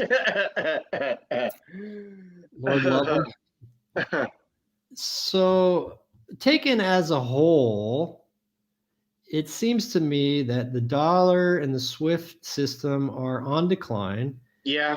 And we need to look at Hinge jurisdictions that can still work in the SWIFT and dollar world, because it's not going away. There's going to be some really fun private proliferations that accelerate and take place as fast as possible. And when we constructed the West as basically G7, Five Eyes, Japan, South Korea, New Zealand, Australia. I left out Singapore because they do kind of play both. Yeah. And have forever. Well, not forever. That was a complicated story of the decolonization of Malaysia and Indonesia. But they participate in the RIMPAC exercises in the waters of the occupied kingdom of Hawaii, which brings together all of the Pacific Rim, hence the acronym RIMPAC, nations to war game in our ocean, our part of the ocean. So they keep that hand militarily in the West, and they are definitely in the SWIFT and dollar world. They, for their size, they're enormous GDP, enormous source of foreign direct investment, but a lot of that's because they're a conduit for both the dollar and the SWIFT world and the non-dollar and SWIFT world.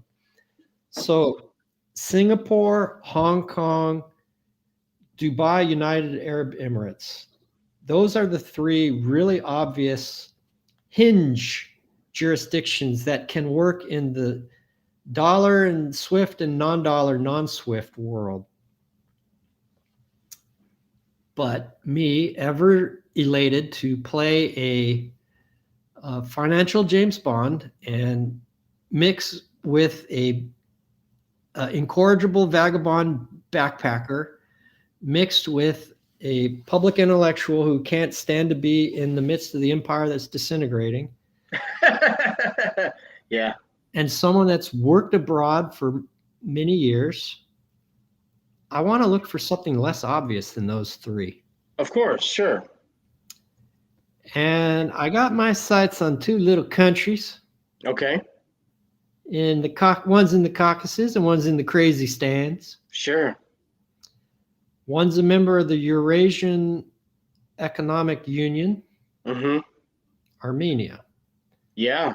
The other is a member of the Shanghai Cooperation Organization, Uzbekistan. Absolutely. And I think as these four new currencies might share notes and see how to work the bugs out expeditiously, sure, that these two groups might merge at some point in the near future. Yeah, that wouldn't be surprising. Because a lot of them that are members of one are members of the other. There's a lot of overlap. And some that are observers of one are members of the other and vice versa. Yeah. So there's already a lot of overlap and overlap into the BRICS. So I think that they might present one of the most interesting and discrete hinge jurisdictions for anybody that wants to participate in non-SWIFT, non-dollar absolutely investment and life opportunities. Yeah.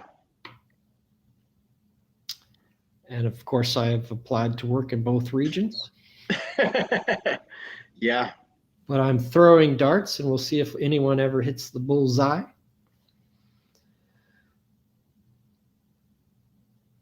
Russia has recently sent about 80,000, that's a ballpark figure, immigrants to Armenia in the last year, just year plus since the Z special military operation.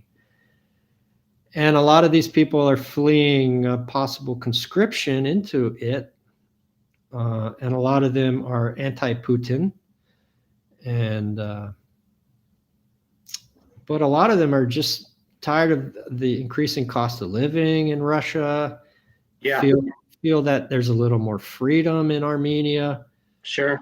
But the point being that surely with so many Russians.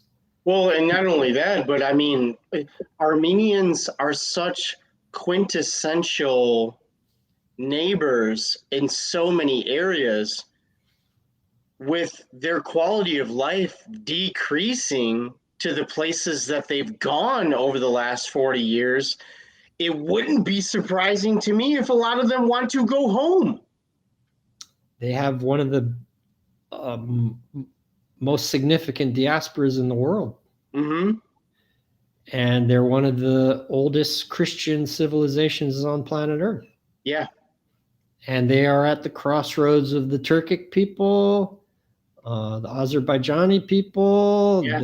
They're mortal enemies right now. And the Farsi and Persian people, the Kurdish people. They're at the crossroads. They have been at the crossroads of civilization for millennia, and they remain so today. Absolutely. But being a former Soviet socialist republic and having this huge sudden influx of Russians, which has risen medium and luxury real estate in 100,000 people is very dramatic in that short of a time such a small span. country. It's small. And And some of them are there's only like 3 real what could cities. be considered. Yeah, there's only there's that's a lot of people for that short of a time period.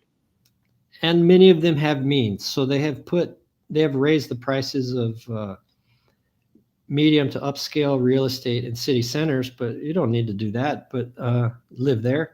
But point being that with this influx of Russians and a longstanding relationship to Russia, I would imagine that it's probably pretty easy to establish accounts in rubles, which was the best performing currency of last year.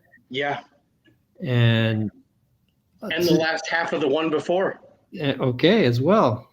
And to use that as a bridgehead to examine, evaluate, and participate in any investment opportunities in the non-dollar, non-SWIFT world.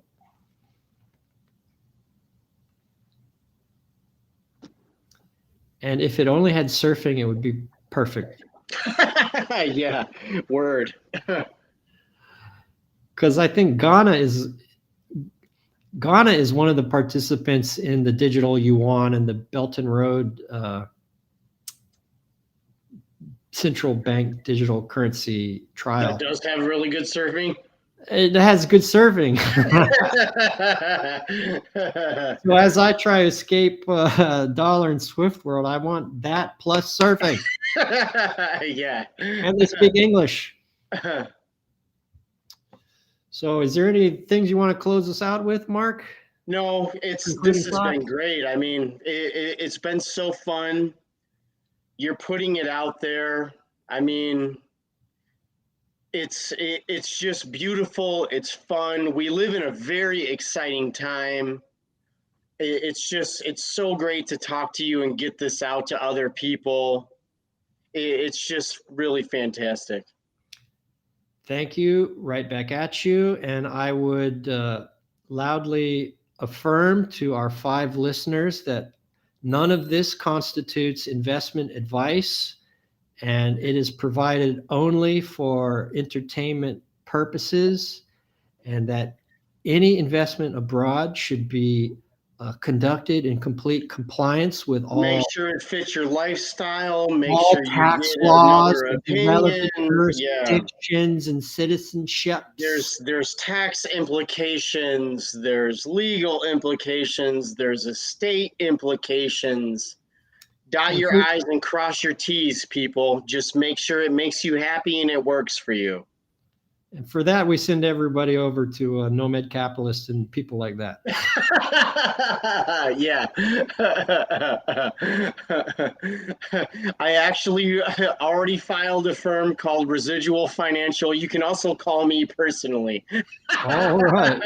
No, for another day. That's not appropriate for this show. You have to pay to hear that, people. Yeah, Forget that I said that. When we set up a Patreon for our global empire based out of Tashkent. Yeah. Otherwise, don't ask me direct questions. That's it. All right, powerful Mark French. This has been Boyce Brown, aka Stonefruit, with another edition of the Hardline According to Stonefruit, Part 2 of the Twilight of Neoliberal International Finance Capitalism, as we have journeyed far and wide into what makes this such an exciting time. Thank you, 5 viewers.